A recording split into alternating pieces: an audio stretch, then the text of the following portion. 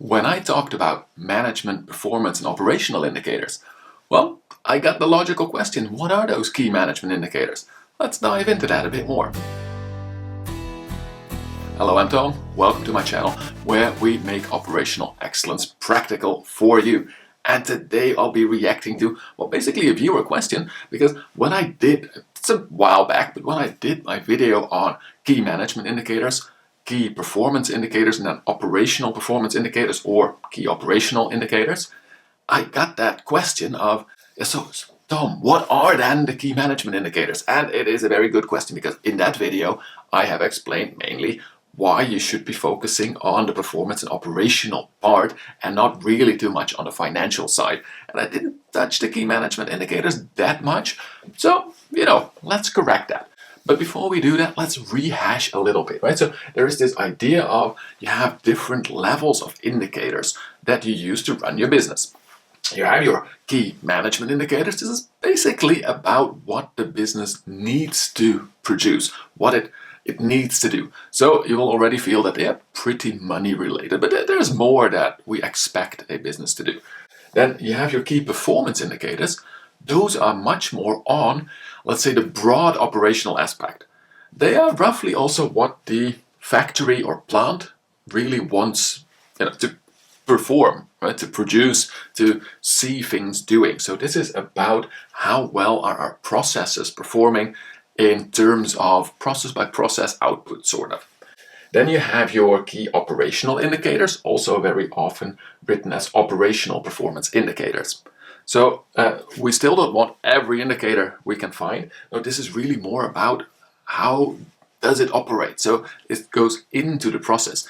These are also more useful on the daily, maybe weekly level, right? But this is more of a daily level of indicators, and they dive into the actual processes. And then there is a one that I didn't put in the last video, but it's the key action indicator. Also an important idea, but they are not on the performance side. So that's why I put it in brackets. See, these are all different ways to look at performance. Performance is the output of a process. Key action indicators, they are on what do we do to maintain processes, to maintain stability. So they are super useful, especially on the shift and day level. And they are things like, did we do the cleaning? Did we finish the checklist? Did we do the trainings that were planned? Stuff like that, right? So did we take actions to make sure that the inputs into our processes are stable and as we need them? That will ensure outputs. So these are all lagging. These ones are sort of leading indicators. And you know how important we think leading indicators are within operational excellence, within Lean Six Sigma, whatever, right? If you do anything in TPM, absolutely have them. So we will be ignoring them mostly in this video and focusing on, well, quite honestly in this video, I plan on ignoring the bottom three more or less, but these at least I need to put it into context and to give examples. What are then good examples of key management indicators? They are all about what do we want from our entire factory, right? That's the supply chain role of a factory, maybe even the stakeholder, shareholder in this case even, so the expectations of a small business or of one factory. And you will get things like, how happy are my customers with it, how happy are the shareholders, how happy are we using our equipment, stuff like customer satisfaction. Let's take that one first, right?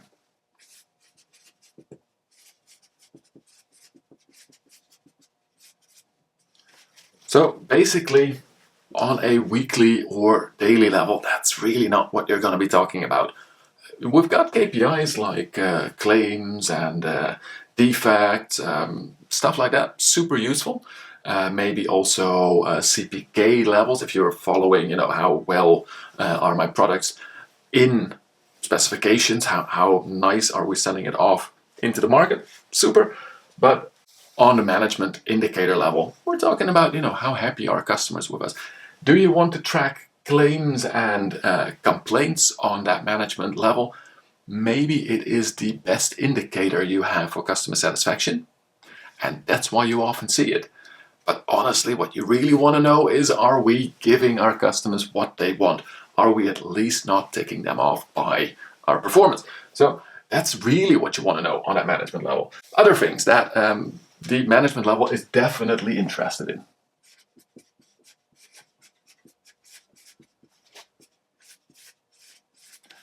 Earnings before interest, taxes, depreciation, or COGS. Right, so in the end, how much money are we really getting in? This really is profit, basically, and I know for the financial people, it's more than profit. It's a very specific way of addressing that, or the cost of goods sold. So high over economic indicators. Are we getting money from this part of the business? How much do products that get out of this factory cost? Well, because we also know a sales price, so we can sort of see how are we doing in variable profit, basically variable cost, and a contribution to our fixed cost, stuff like that. Super important. Another one, a really big one, and I'll put both of them on there, and these will go into more of a performance indicator, so we will make that link.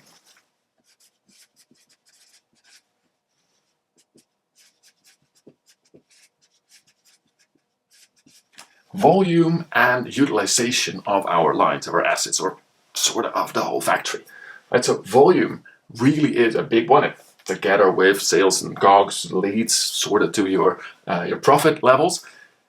Volume is a main management indicator. It really is. It is super important for almost any business. It can also be translated into market share, volume growth, stuff like that. But something about your volume or your output or your product growth, it is basically on the scorecard of any management system. Utilization, that is a different one. It's not as important for all of the businesses, but when you have really your own factories, often you want to make sure that you also sort of utilize that factory. What does utilization mean for those unfamiliar with it? It is of the production that we can get out, how much are we producing? It's very close to OEE, right? It's not completely that. No, it's actually of the available time. Basically, you can say 24/7, but if you really have your factory just working 5 days a week, management tends to also say 24/5 or 16/5 or whatever are your normal opening times. How much of that time are my bottleneck lines running to meet market demand? Or if you have a couple of lines that do very similar processes, there's often a way to calculate now what are the contributions to that production volume. And basically the question is, with current efficiencies, how much more product could we get out of the factory? It's very linked to that volume question. It sort of says, are we at the peak of this factory's capacity, production capacity? Are we utilizing it 95 to 100%? Or is there still room? Now, why is that so important? Well, it comes back to these fellas here. So first of all, if you are at 95, 100% utilization, your volume cannot go up from that factory. But also, if it really is lower, then usually that means that you have a big part of fixed costs that doesn't really get coverage. Right? So the factory setup itself, the machines you have in there, and depending on your organization, even the shifts you have there, but definitely the stuff that's there is a big part of your fixed cost. So if you only run 50% of the time, then you're basically missing out on a big opportunity to get coverage for those fixed costs or to just get profit. So that's why utilization is a big thing. Now, I said, and I on purpose sort of misspoke, it's about how much of the volume that it can make is it really making. But that's not really utilization, right? Now we have a different one for that. But here we dive into a key performance indicator. And here's where you get that differentiation. So a key performance indicator that is linked to these two, that will be the overall equipment effectiveness.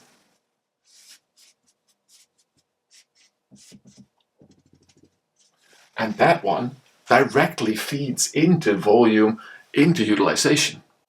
But this is much more of how are my lines performing? How is this process performing? What do we see happening? Which machines, have some extra room somewhere? Where do we see losses? How does it fit into that management indicator? Well, if your OEE goes up, within the same time, you can make more product. Right? Or, alternatively, you can make the same volume of product with less time, thereby reducing your utilization, freeing up some room. So that's why they are so linked. If you have a line that is running at 50% OEE, then the utilization can be really high still. Right? So if you were, let's take some simple numbers here, right? If you laid out your plant to be producing 100 tons of product a week, and you have a market for about 50 tons of product a week. So we've got a volume of 50 tons a week. Now then our 50% OEE lines, they actually need twice as much time to make a ton of product as was nominally. So to make 50 tons a week, when we know that their nominal speed was 100 tons a week, they need all the available time. So they're 100% utilized. See, a poor OEE gives you a higher utilization. These are not, well, they are very linked, but these are not positively correlated. And so that's a big part here. These indicators, they change around. You have to understand what the formulas behind them are. But it's because, honestly, OEE shouldn't be of interest to top management. They are interested in what are COGS, right? If you have a very poor OEE, you're going to be using more labor to produce your product. There's a big chance you're even making more scrap in the process. Also, you don't have as much time to make coverage for your fixed costs, so we have to put a higher fixed cost coverage into the cost of goods sold, which, in all honesty, that whole cost accounting thing, I'll probably have to make a different video about it. It's really ruining a lot of lean and TPM thinking, but that's a different video. And so it has an indirect link into COGS. It has a very direct link into how much volume can we make, how high is the utilization. But should the OEE of lines, or God forbid, the average OEE of the factory, never use that, never. But I see it in some organizations, right? The average OEE of a factory. Should that become a management indicator? No. So why do you see it? Because it's easy to measure. It's a bit the same as how many claims did we get. That's not a direct measure of customer satisfaction. It's just one of the things that comes rolling out of your systems easily. So OEE is a measure of how well is one line or even one machine performing. It is a tool that you can use as operational management to check, are we doing better, worse, what's happening with our product mix, with our production mix, and where should we be focusing. Now, when you really want to improve OEE volume utilization, the OEE percentage isn't going to do that much. Even if you put it into that, by my experience, also in my opinion, a bit horrible availability, performance and quality. Performance and quality are okay. Availability just has so much. But even if you put it into that, it becomes a little bit more useful.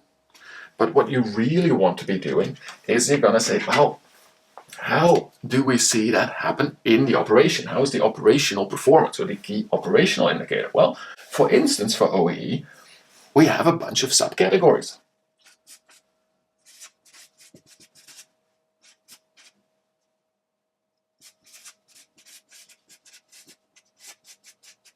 So setup percentage, breakdown percentage.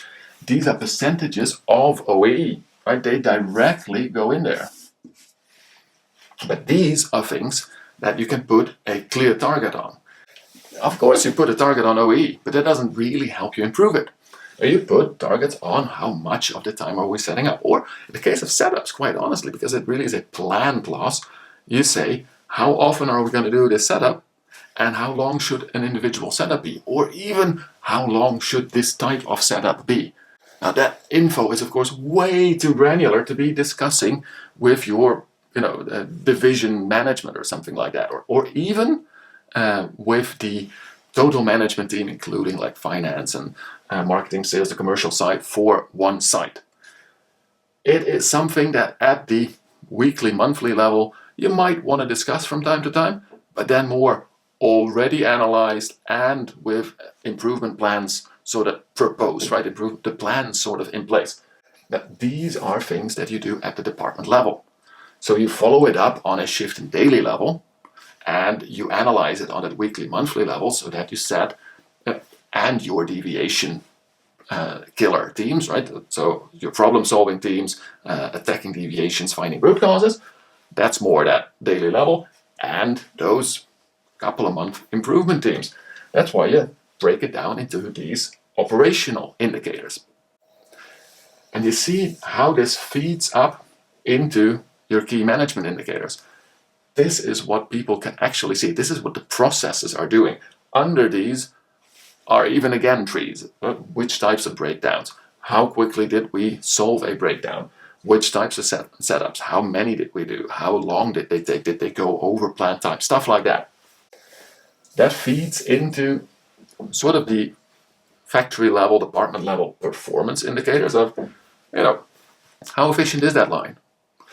On that level, we'll also have material waste or yield or something like that, right? That's definitely also there. Or labor cost per ton or stuff like that. And that feeds into the management indicators of what are we actually producing for the market? What volume is going in there? Which cost does that volume have? So what's our resulting profit and profit margins? How happy are our customers? You do not want your top management to be having these discussions. Believe me, I've tried to reason stuff like that with the commercial side. They're very interested and then send you away with impossible missions.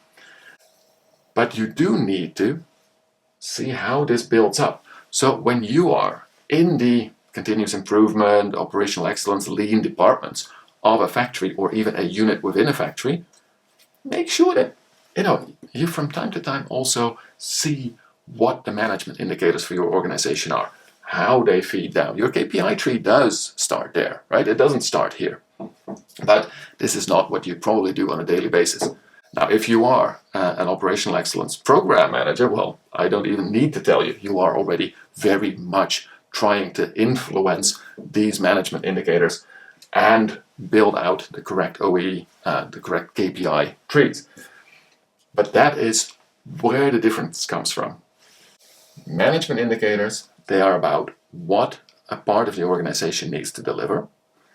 Performance indicators, they are more about how do we make sure that we have those output types of results coming from all of the processes.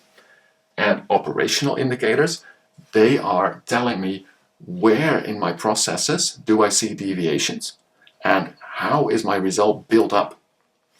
And then, of course, your action indicators, they really work on the inputs to the process. So they don't fit into this list, but they enable good setups. They enable low breakdowns. So that is how the whole system builds together. Hopefully, this does also give a much clearer picture on what I mean with the key management indicators. Although, of course, if this still draws out questions or you want to continue on one of these topics, do let me know. I'll answer things in the comments. And if it's a good enough topic or it just warrants a little bit of extra discussion, I'll just make a new video about it. So make sure you use those comments, discuss with me, with each other. And for now, just discuss within your organization also. Do we have this set up in a way that is helping our management, our, let's say, operational management and our departments perform in a better way? If you like that video, don't forget to hit that like button. For now, I wish you the best of luck setting up your complete management and performance KPI tree. And as always, don't forget to also enjoy the continuous improvement journey.